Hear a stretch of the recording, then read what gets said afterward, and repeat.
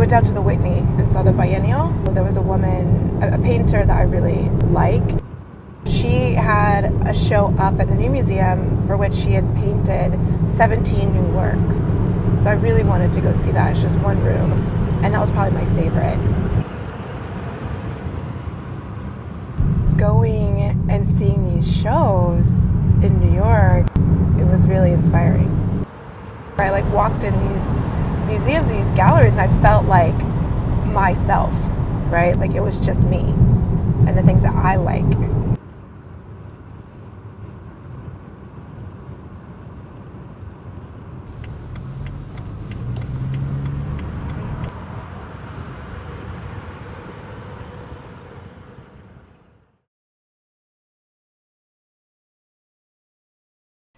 I picked this career because there are moments when I'm teaching something really difficult, or, I literally get to see the light bulb go off, right, in people's head when they finally understand, what is this idea of being with a capital B?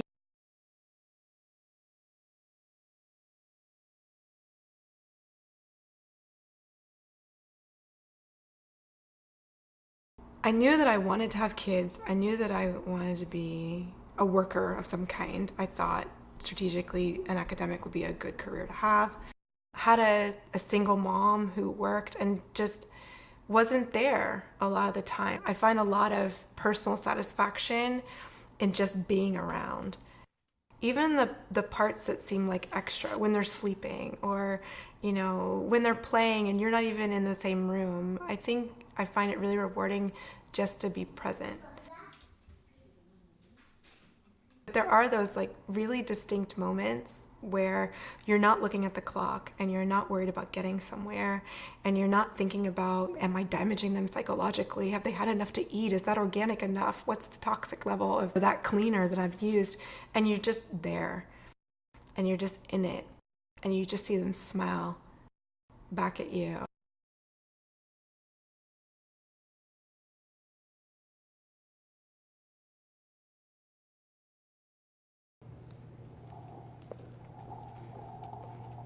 I currently work as a design producer for the brand team. I get to work with designers and I get to help facilitate them getting lost, so to speak, in their creative world, and to really spend time brainstorming new ideas. Whereas I'm kind of keeping time, keeping schedule, and making sure that we're handing off deliverables. Wednesday, I have class at 6. I went to school and I was like, I'm going to study fashion design. And everyone was like, get a master's, get an MBA. That makes sense.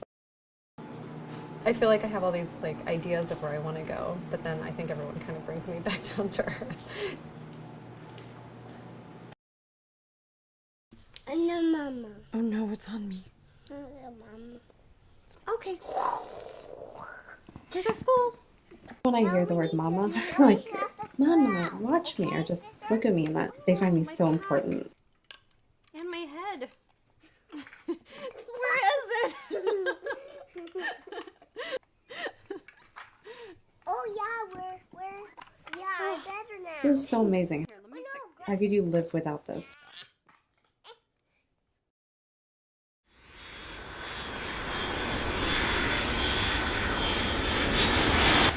I want to work.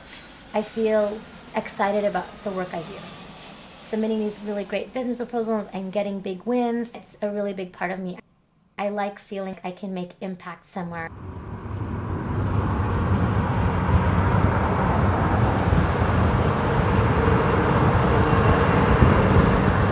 I'm in charge of fund development for critical programs for the poor in both Colombia and the Philippines. I felt the need to work with women who didn't necessarily have the networks, the connections to pull themselves up from their bootstraps. They just need a little bit of help. I'll be in New York City in the next couple weeks, and then Mexico City in a month, and then possibly Argentina.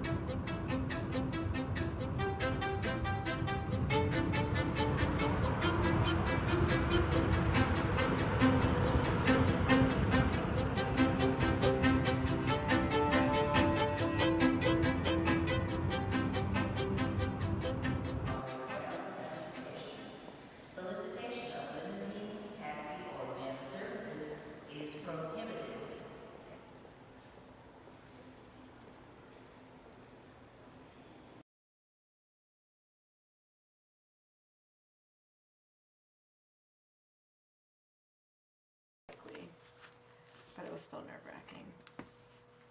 Wasn't it? Wasn't it?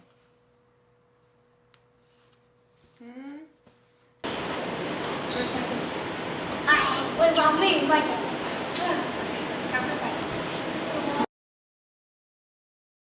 What do you know about time management? How will that help you in this position? You know, and I just want to laugh. Look, point blank, I know the other person that you're considering for this position, and I know we have the same CV, but at the end of the day, the thing that I have and the thing that they don't have is I have 3 children, 7 and under. So if anyone can get things done, I can. Getting a tenure track job in our history is extremely competitive.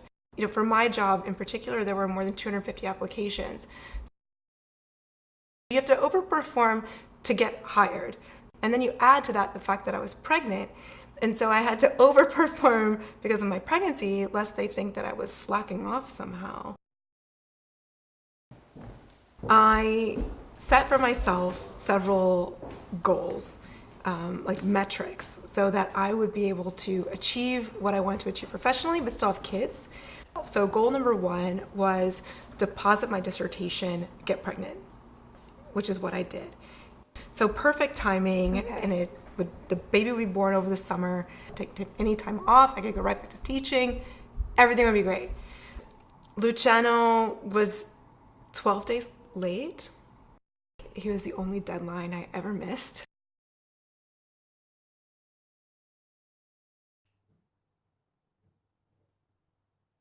It all came together almost at the same time. Becoming a director, I was really hitting my peak, and I needed to start working on trying to eventually have a baby. Getting pregnant was like the happiest thing that ever happened to me. Derek? Yeah. Love you, Derek. I want this. You want what? What do you want? I can squeeze you down. You want to squeeze me down? What? Oh, you want to... Oh! Derek! Let me see you. When I was pregnant, I managed a team of 4 people that I trained and developed, working with really innovative companies that are all about sustainable sourcing. So there's a care about the environment, there's care about the people who are farming. I felt really connected to the clientele that I worked with. While I was on maternity leave, they actually hired a VP above me, a male. Now that I'm returning back, like what would have been my focus and commitment, so they had to bring someone above me. Okay, Derek. Whoa. I don't manage a team. I don't have any decision-making power. I actually report to a director.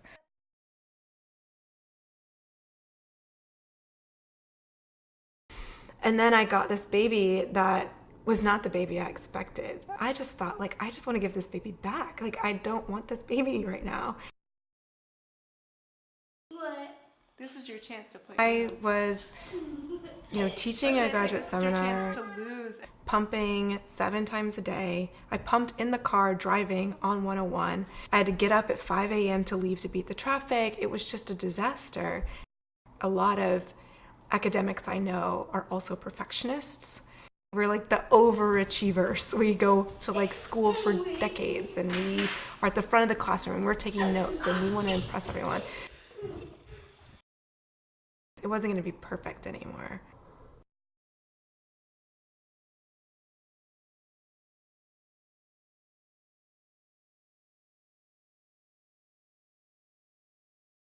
I reached out to my advisor, and I was really anxious about, how am I going to do this without stopping my clock? How am I going to make sure that I don't have a gap in my CV? I'll never forget. He said, it was fine. I had kids when I was up for tenure, and I just remember, I just went to my office and I just took a lot of naps in the office, and that was fine. And I just got so angry. And I remember I said, put Marianne on the phone, right? Which is his wife, because I thought, what do you know, right? About having a baby at home and all the pressures of pumping and not sleeping and trying to teach. And, you already have authority in the classroom. The minute you walk in, right, you have authority. I think I am a hard charger. I do what I can to finish. I always set goals, and I, without sounding too arrogant, if I set a goal, I usually will finish it. My mother raised me with the idea that being a mother is one of the greatest things that you could do in the world. You're not going to get a husband if you don't know how to cook. You need to keep a clean house. I knew I wanted to be a mother, but I was losing the identity of being a working woman. I was at home with this newborn that just wouldn't stop screaming, and I didn't know what to do. I'm this person who can do anything and everything, and yet I can't even do this. Even when I was at home with them, I always still wanted to do something. And I think that's why I signed up for the MBA program. Before I had children, I wanted to be a stay-at-home mom until they went to kindergarten, until they were 5. Mother's at home with them. I'm the one teaching them. I don't want anyone else to be teaching them. Having an au pair has been a really great experience. However, I went to the park and one weekend and I saw her do the entire monkey bars. I told Claudia, I was like, oh, Claudia, like, she really does the monkey bars good. She's been doing that for a while. You realize that you're missing things that you wish you had seen, and you're kind of giving up that aspect of being the first person there if they fall down and kiss away their tears.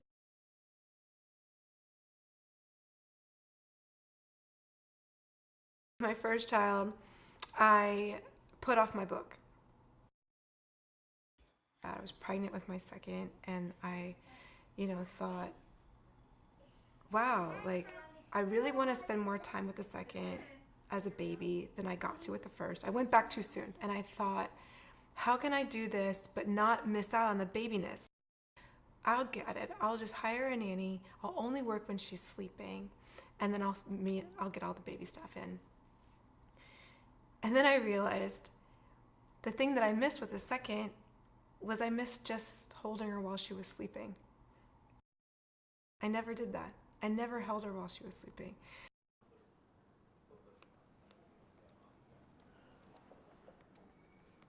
Sometimes feel guilty because he says he misses me. Actually, when they drive the car in, I could hear the garage, and then I could hear him calling for me. And I'm upstairs on a Skype call with the Philippines team, and I'm hearing my son go, Mama, Mama, and then I could hear my husband yelling for me, and I'm like, I can't do anything. I'm still on a phone call.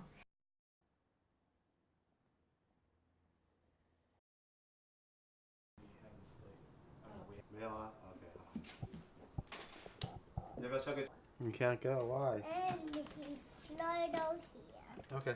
I feel guilty when I don't get to go to the Academy of Science and spend 3 hours and seeing his eyes like light up, seeing the white alligator. I feel like sometimes I miss out on those moments, and my husband will send me photos and it's like I'm there but I'm not, and then they'll call me and then he just says like, I love you, Mommy, and I'm thinking like, oh my God, I'm working, what am I doing?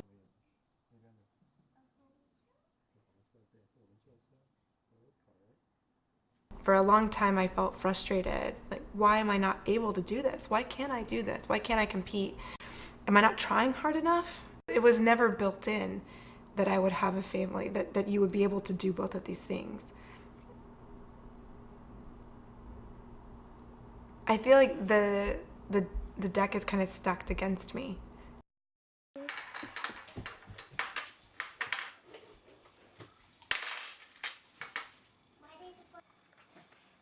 Because I do set so many goals or challenges for myself, which might seem like a good thing, and then I overdo it, it starts to become a burden and overwhelms me, and I get really stressed out about everything. I think I've reached a breaking point for sure. With every baby, there's always been this moment where you're reminded of how things haven't changed. After maternity leave, I get this email from my dean, and it says, oh, I hear you're interested in being graduate chair. You should know that we're taking nominations now. And I thought, well, that's strange because this is the same dean that told me I would come back as graduate chair. So I'm a father too. Oh, I think it's so important. Oh, you should never have to sacrifice staying home with your baby. I felt like I was pressured to giving up my administrative position so that I could take this other position that was promised to me And, I really feel that I'm being, punished for taking time off. At this point, I went from undergrad chairship on my way to graduate chairship to nothing.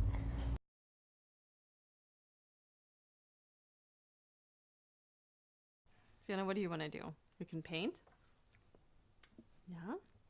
Or draw? You're a good artist. I'm not very good at artist.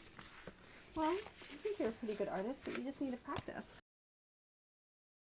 Yellow, But Milan has what? black hair. Oh! It's okay. It's alright. It's alright. Put on yours. It's okay. Here, Conrad, do you want to color in here? Here, you have to get water and you have to get the paints. Here we go. Here, do you want me to help you? Check it out. Oh, See? Here. There. They're all kind of wet. It's okay. It's okay. I promise I will mix them up. Thanks, Fiona. I promise. I really Oops. promise. Here, let's move this a little bit so you have some space. This.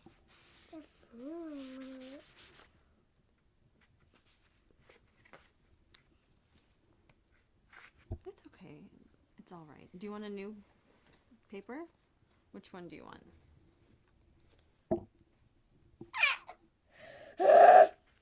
Yeah, it's all right. It's okay. It's okay. Look at this. It's okay. You know what? It's fine. No. It was just really hard for me to say that I couldn't do it. I even called my sister and I said, I'm taking the semester off and I'm just going to relax. She's like, Cass, you only have 4 classes. What are you doing? Like, knock it out. And then when you're done, you're done. I'm not gonna let this job go. I really like working here. I'm obviously not gonna let my family go. I have to give something up and it's gonna be school. So why am I even doing this? Why am I doing this MBA? What am I going to do with it? I don't want my own business. I'm still trying to tell myself that it's okay. And I think it's just hard because I've just always had this mentality, if I don't do anything, then I'm nothing. It can be heartbreaking, but to realize that, you're not special. You're not. And here I am, a tenured professor with, an administrative position, giving international lectures, winning national book awards, and I still get punished. Is that I realized that no matter what I did, this was going to happen, that it was inevitable. I accept my place in sort of this history of other women. I'm part of this tribe, people that fight despite the fact that it seems to do nothing.